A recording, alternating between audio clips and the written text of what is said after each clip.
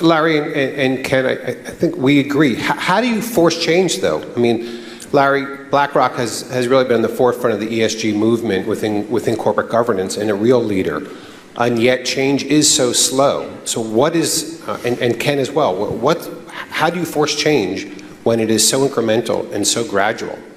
How do you do something more radical? Have you thought about that? Has the board of American Express thought about more radical things we could do to enhance diversity and inclusion?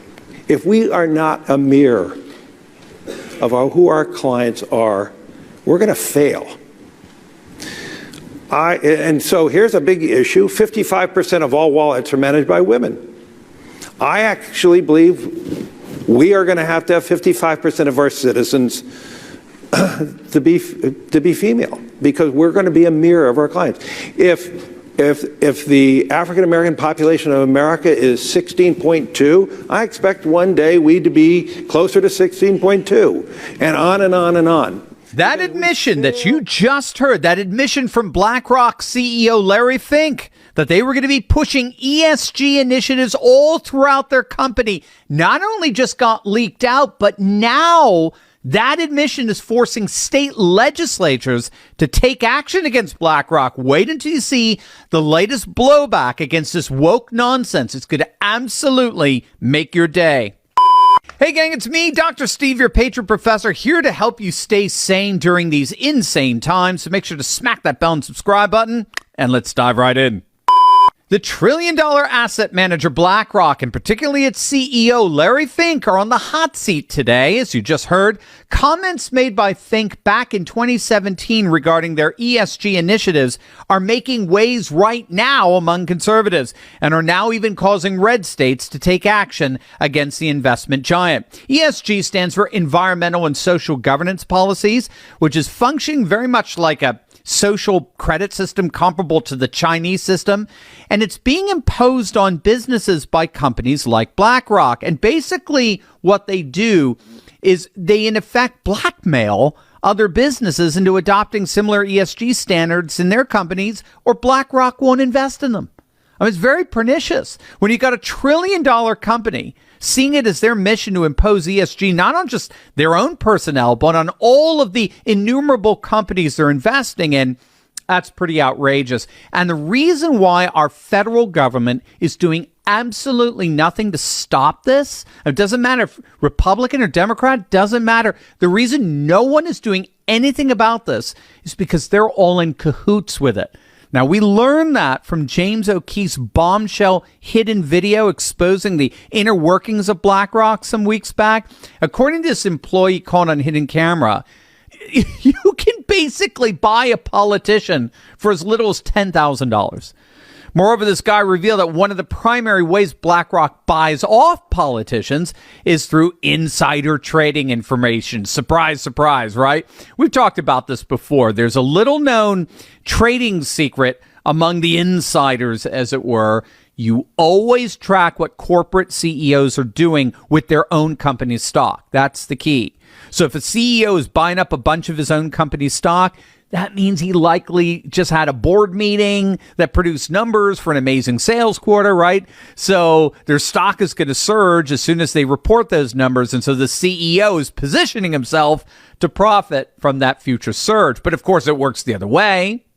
If we see these CEOs dumping their company's stock, then you know they had a bad quarter and they're bailing out before their stock tanks once word gets out. And by the way, you may not know this, but you and I actually have access to that very same inside information.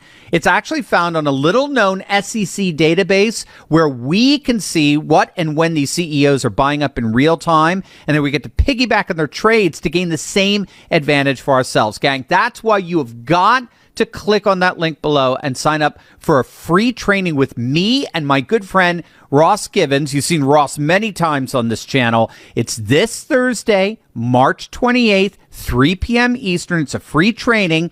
Ross is an insider trading expert whose recommendations have led to investment returns of over 200%. Some have hit as high as nearly 1,500%. It could be absolutely amazing free training where you and I can learn how to trade with the exact same insider knowledge as these politicians, but we do it legally and ethically. But don't wait. Seating registration is limited, so click on that link below right now. Register today, and I'll see you tomorrow for an event that promises to change your life.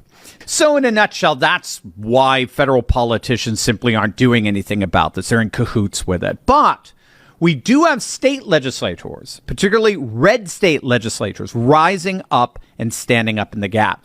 It's being widely reported that the state of Mississippi has issued a cease and desist letter to BlackRock, alleging that the firm has committed fraud by misleading investors in its ESG initiatives. This is amazing.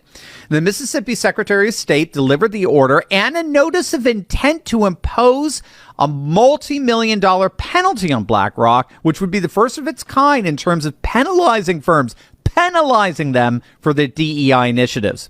Now, the concern here, of course, is that investors should be made aware that BlackRock is basically engaged in blatant partisan politicking. In other words, look, if you want to be a de facto surrogate of the Democrat Party, go ahead. But you got to let your investors know that that's who you are and that's what you're doing, because I can assure you many of them will not want to be investing with you. Now, what's so interesting here is that Mississippi is actually joining another state, Tennessee, which is also officially suing BlackRock in a first-of-its-kind ESG lawsuit. Tennessee Republican Attorney General Jonathan Skrmetti filed the lawsuit charging that BlackRock has, quote, been on the forefront of using aggressive strategies to push controversial environmental, social, and governance goals across the assets it manages. So just like Mississippi, Tennessee officials are stating that BlackRock has a responsibility to inform their investors on how their money is being managed, especially in terms of how it's being managed to further far-left ideological agendas. And according to Tennessee officials, BlackRock, it's actually been rather deceiving when it comes to their commitment to pushing ESG and DEI initiatives. So this is going to be really fascinating to watch in terms of how the Mississippi and Tennessee cases develop. But what they both indicate is a rising red state backlash against all things woke. One of the themes we talk about a lot on this channel is the notion of sanctuary states, red states that put up legal and administrative barriers, literally walls between their citizens and all things Washington and woke. And that's exactly what we're seeing here. So good on both Mississippi and Tennessee officials for standing up for their citizens and for conservative values in our country. Don't forget, gang, click on that link below for a special free training on insider trading with my good friend Ross Givens and myself. Don't wait. There are only a limited number of seats, and it's almost all completely booked. So click on that link below and reserve your seat for a day that promises to change your life. God bless.